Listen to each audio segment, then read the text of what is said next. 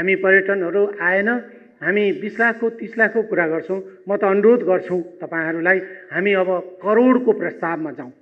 हामी 1 करोड टुरिस्ट भित्राउने योजना बनाऊ।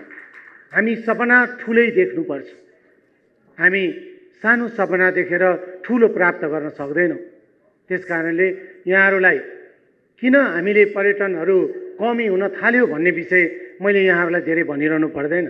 विगतमा भएका हामीबाटै भएका थुप्रै कमी कमजोरीहरू यहाँ मैले व्याख्या गरिरहनु पर्दैन, जसले गर्दाखेरि नेपाल आउने होइन नेपाल नआउनेतिर पर्यटनहरू किन पुग्नु भयो भन्ने विषयमा हामीले ध्यान दिनुपर्छ। किन अन्य गन्तव्यहरूलाई मोडिन थाल्यो भन्ने कुराहरू हामीले ध्यान दिनुपर्छ। त्यसमा विशेष गरी ट्राभल एजेन्टहरूको भूमिका अत्यन्तै महत्त्वपूर्ण हुन्छ। त्यसकारणले म यहाँहरूलाई यसपछि ध्यान आकर्षण गराउन चाहन्छु। हरेक क्षेत्रमा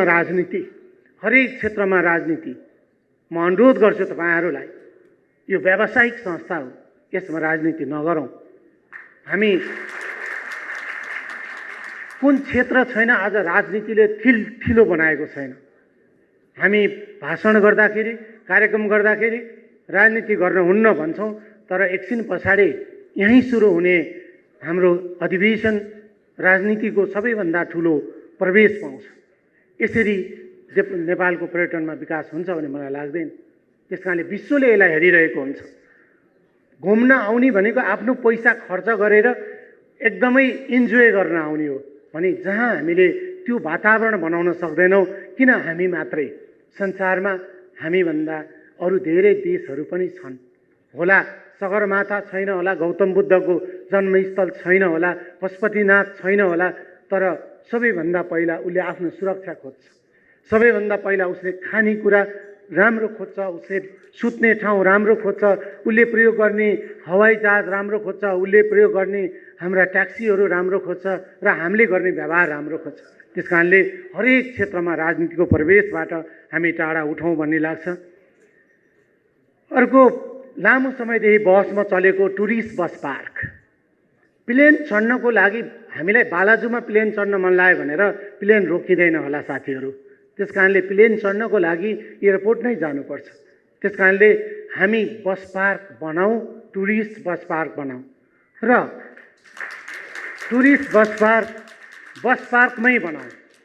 बस पार्क भनेको बसको लागि पार्क गर्न बनाइएका ठाउँ। त्यसकारणले विश्वको क्यापिटल सहरहरू तपाईँहरूलाई थाहा छ, विश्व घुम्नु नघुम्नु व्यक्तित्वहरू यहाँ कमै हुनु होला। त्यसकारणले हामी अब काहीँ निजी ठाउँ खोज्दै सानो ठाउँ खोज्नेतिर भन्दा नि भएका बस पार्कहरूलाई कसरी हामी चाहिँ सँगै जोडिएर जान सक्छौँ भन्ने पहल गर्नेतिर लागौँ। हामी आन्तरिक द्वन्द्व, आन्तरिक स्वार्थतिर हामी नबसौँ। त्यसरी पर्यटन भित्राउन सकिँदैन। त्यसकारणले चाहिँ साथीहरूलाई त्योतर्फ पनि म ध्यान आकर्षण गराउन चाहन्छु। पर्यटन विधेयकमा यहाँहरूले कति समय छलफल गर्न चाहनुहुन्छ, हामी तयार छौँ त्यसको लागि। मैले पर्यटन समितिको सभापतिलाई बोलाएर हरेक स्टेक होल्डरलाई बोलाएर तपाईँले घनीभूत छलफल गरेर अत्यन्तै बलियो विधेयक बनाउनुहोस् भनेर भनेको छु। पर्यटन मन्त्रीज्यू अत्यन्तै यस विषयमा गम्भीर हुनुहुन्छ। उहाँले त यसलाई पुनर्लेखन नै गर्नुपर्छ कि क्या भनेर भन्नुभएको विधेयक हो। त्यसकारणले हामी त्यसमा गम्भीर छौँ। उहाँले बेस्ट अबको 50 वर्षको लागि त्यो विधेयक बन्योस्, त्यसमा हामी सबैजना मिलेर काम गरौँ। हामी जस्तोसुकै सहयोग गर्न तयार छौँ। दोस्रो पुस्तालाई कसरी पर्यटन क्षेत्रमा भित्र्याउने त्यो विषयमा गम्भीर हुनुपर्छ। हामीले गरेका खरबौँको लगानी हाम्रो दोस्रो पुस्ताले सम्हालेन भने त्यो खण्डगर भएर जान सक्छ। त्यसकारणले दोस्रो पुस्तालाई कसरी ल्याउन सकिन्छ त्यसको बहसहरू चलाउँ। पर्यटन बोर्डको पुनर्संरचना गर्नुपर्छ, त्यसको नीतिगत रूपमा भन्ने कुरामा म स्पष्ट छु। म पर्यटन मन्त्रीज्यूलाई भन्न चाहन्छु, अब हुँदै गरेको बोर्ड र अब आउँदै गरेको सिओलाई यदि हामी पर्फर्मेन्सको आधारमा जिम्मेवारी दिनेछौँ र उहाँलाई जबरजस्ती वर्ष बिताउनको लागि दिने छैनौँ। यदि काम गर्नुहुन्छ भने उहाँको निरन्तरता हुन्छ, हुँदैन भने उहाँको सट्टामा अर्को नयाँ मान्छे जान्छ। अब हामी कुनै पनि क्षेत्रमा पर्फर्मेन्सको आधारमा नियुक्ति हो भन्ने कुरा उहाँहरूलाई बुझ्न जरुरी छ। नेपाल एयरलाइन्स, मलाई विश्वास छ नेपाल एयरलाइन्सले उठ्छ, तर अहिले बनाउन लागिरहेको संरचनाले पनि उठ्दैन। त्यसकारणले यसको बारेमा अझ गम्भीर सोच्नुपर्ने छ। यहाँहरूले यस विषयमा छलफल गरौँ। हामी धेरै अगाडि बढिसकेको छ विश्वको पर्यटन बजार, त्यस कारणले नेपाल एयरलाइन्सलाई उठाउन केही गाह्रो छैन। विश्वका थुप्रै एयरलाइन्सहरूले हामीसँग सहकार्य गर्न तयार छ, तर हामीलाई मेरो लागि के आउँछ भन्ने बहसभन्दा कहिल्यै माथि उठ्न सकेनौँ। स्वदेशमा मात्रै होइन, विदेशमा गएर पनि मेरो लागि कति आउँछ भनेर त्यो बार्गेनिङ गर्नबाट हामी कहिल्यै माथि उठ्न सकेनौँ। यसरी पर्यटन क्षेत्र उठ्दैन, यसरी नेपाल एयरलाइन्स उठ्न सक्दैन। त्यस कारणले नेपाल एयरलाइन्स उठाउनको लागि मन्त्रीज्यूलाई गम्भीर हुन म अनुरोध गर्न चाहन्छु। पर्यटन बोर्ड, पर्यटन मन्त्रालय, नेपाल एयरलाइन्स, क्यान, यो सबै क्षेत्रहरू हाम्रो एकअर्कामा चाहिँ यसको चाहिँ सम्बन्ध छ। ग्रे लिस्ट, हाम्रो सेफ्टी लिस्ट, हामी सेफ्टी लिस्टबाट छिटोभन्दा छिटो बाहिरिनुपर्ने आवश्यकता छ। त्यसमा तपाईँहरूको पनि महत्त्वपूर्ण रोल हुन्छ, भूमिका हुन्छ, त्यसमा सहयोगको पनि म अनुरोध गर्न चाहन्छु। अर्को, धेरै होटल व्यवसायीहरू आजकल खुसी हुनुहुन्छ होला, किनभने धेरै नेपाली पर्यटकहरू तपाईँहरूकोमा बसोबास गर्न थाल्नुभयो। तर आज पनि हामी प्लेन चढ्ने बेलामा नेपाली र विदेशीलाई फरक टिकट काटिरहेका छौँ। हामी आज पनि पोखरा जाने बसमा नेपाली र विदेशीलाई फरक चार्ज लगाइरहेका छौँ। होटलमा बस्ने बेलामा नेपालीलाई गर्ने व्यवहार र विदेशीलाई गर्ने व्यवहार अझै पनि हामीमा समान हुन सकेको छैन। अनि आउन चाहिँ नेपाली आएर बसिदिए हुन्थ्यो, धेरै खाइदिए पिइदिए हुन्थ्यो भन्ने आशा पनि गर्ने व्यवहार चाहिँ हामी विदेशी सेतो छाला मात्रै खोजेर हुँदैन साथीहरू। पर्यटन भनेको हाम्रै नेपाली दाजुभाइ तथा दिदीबहिनीहरू जो आर्थिक रूपमा सम्पन्न हुनुहुन्छ, घुम्न चाहनुहुन्छ, खर्च गर्न चाहनुहुन्छ, उहाँहरूलाई सम्मान गर्न सिक्नुपर्छ हामीले। त्यस कारणले सबैलाई समान रूपमा हेर्ने, पर्यटनहरूलाई हेर्ने र हवाई जहाजको चार्ज पनि विदेशीले हेर्दा सुन्दा पनि विदेशीलाई पनि के हुँदैछ नेपालमा, नेपालले के सोचेको छ, हामीलाई के व्यवहार गरेको छ भनेर यो देशलाई हेर्ने वातावरणमा पनि हामी त्यो परिवर्तन ल्याउनुपर्छ जस्तो लाग्छ। नाथमको पनि ऐन बनाउनु पर्यो भनेर बहस सुरु भएको छ भन्ने मलाई लाग्छ। नाथमले आफ्नो तर्फबाट अत्यन्तै प्रयास गरिरहेको छ। नेपालको पर्यटन क्षेत्रमा हाम्रो दाजुभाइ तथा दिदीबहिनी, हाम्रा छोराहरू, हाम्रा छोरीहरूलाई पर्यटन क्षेत्रमा सम्हाल्नको लागि केही दिन अगाडि म नाथममा जाने मौका मिलेको थियो। त्यहाँबाट ग्रेजुएट हुनुभएको 79% रोजगारमा हुनुहुन्छ। त्यस कारणले नाथमलाई बलियो बनाउने र त्यसलाई पनि हामीले हाम्रो आफ्नै एउटा इन्स्टिट्युसन हो भनेर जोगाएर लिएर जानुपर्छ भन्ने मलाई लाग्छ।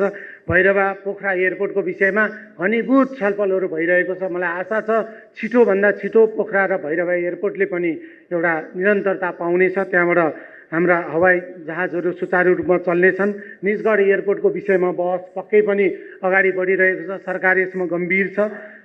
प्रविधिको बढीभन्दा बढी सदुपयोग गर्नको लागि हामी प्रविधिको प्रयोग गर्नतिर कोसिस गरौँ र युवा पुस्तालाई, नयाँ पुस्तालाई पर्यटन क्षेत्रमा कसरी ल्याउन सकिन्छ। सरकार नयाँ छ, सरकारमा युवाहरूको बाहुल्य छ, सदनमा युवाहरूको बाहुल्य छ।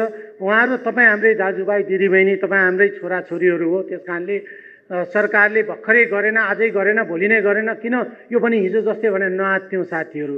त्यस कारणले समय अलिकति लाग्छ। विकास गर्ने भन्ने कुरो समय लाग्छ। लामो यात्रामा हामी निस्केका छौँ। त्यस कारणले यो यात्रा पुरा हुन, हाम्रो उद्देश्य प्राप्ति गर्नको लागि केही समय लाग्न सक्छ। हामीले नै त्यो सन्देश समाजमा लिएर जानुपर्छ। हामी बुझ्ने नागरिकहरूले गरेन, गर्दैन, यसले सकेन भनेर हामीले ती नकारात्मक समाचार बाहिर दिन थाल्यौँ भने हामीलाई हाम्रो कुरा सुन्नेहरूले त्यही सुन्नुहुन्छ र अनि हामी फेरि असफलतातिर जान्छौँ। त्यस कारणले अबको सरकार असफल हुने छुट छैन।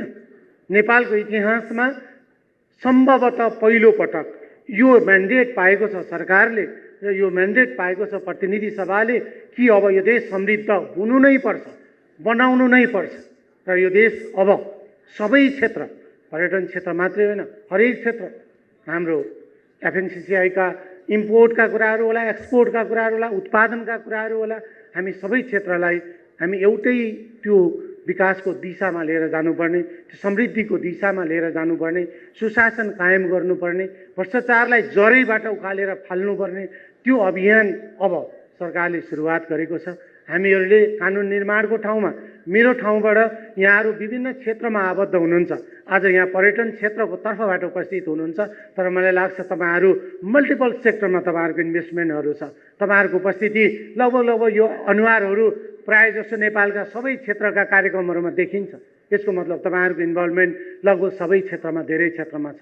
त्यस कारणले कुन क्षेत्रको कानुन बनाउँदाखेरि कुन स्टेक होल्डर छुट्यो विगतमा कसलाई हामीले छलफलमा राख्न सकेनौँ, अब कसरी कसलाई राख्नु पर्यो, आउनुहोस् हामी निरन्तर तपाईँहरूसँग इजी एक्सेसमा छौँ। तपाईँको म तपाईँहरूलाई भन्छु सभामुख हैसियतले होइन, म एकजना तपाईँहरूको साथीको नाताले, तपाईँहरूको दाजु भाइ, तपाईँहरूको अङ्कल, तपाईँहरूको छोराको नाताले यो देशको कानुन बेस्ट कानुन बनाउनलाई आगामी पुस्ताको लागि हाम्रा चाहिँ सन्ततिहरूको लागि बस्न लायक देश बनाउनको लागि भूगोललाई चिनेर जनताको चेतनाको लेभललाई चिनेर यो देशलाई सुहाउँदो कानुन निर्माण गर्नको लागि अहोरात्र खट्ने प्रतिबद्धता सहित तपाईँहरूसँग बिदा हुन चाहन्छु।